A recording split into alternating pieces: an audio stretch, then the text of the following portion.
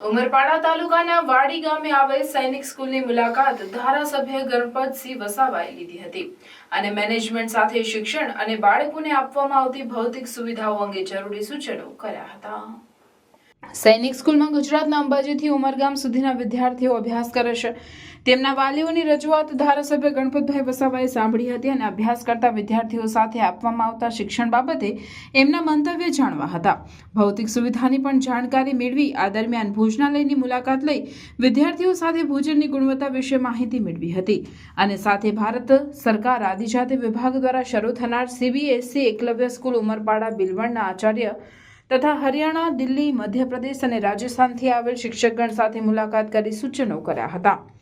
આ કેમ્પસમાં અંબાજીથી ઉમરગામ સુધીના વિસ્તારના 362 આદિવાસી વિદ્યાર્થીઓ સૈનિક સ્કૂલ અભ્યાસ કરે છે તેમજ એકલવ્ય મોડેલ સ્કૂલના 256 જેટલા વિદ્યાર્થીઓ સૈનિક સ્કૂલમાં અભ્યાસ કરી રહ્યા છે।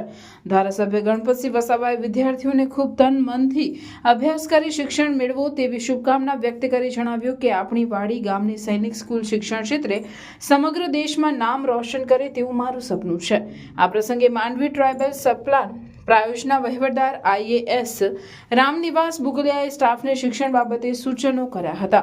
આ મીટિંગમાં તાલુકા પંચાયત પ્રમુખ રમેશભાઈ વસાવા, વાડી ગામના સરપંચ ભૂપેન્દ્રસિંહ વસાવા, માજી તાલુકા પંચાયત સભ્ય નરપતભાઈ વસાવા ઉપસ્થિત રહ્યા હતા।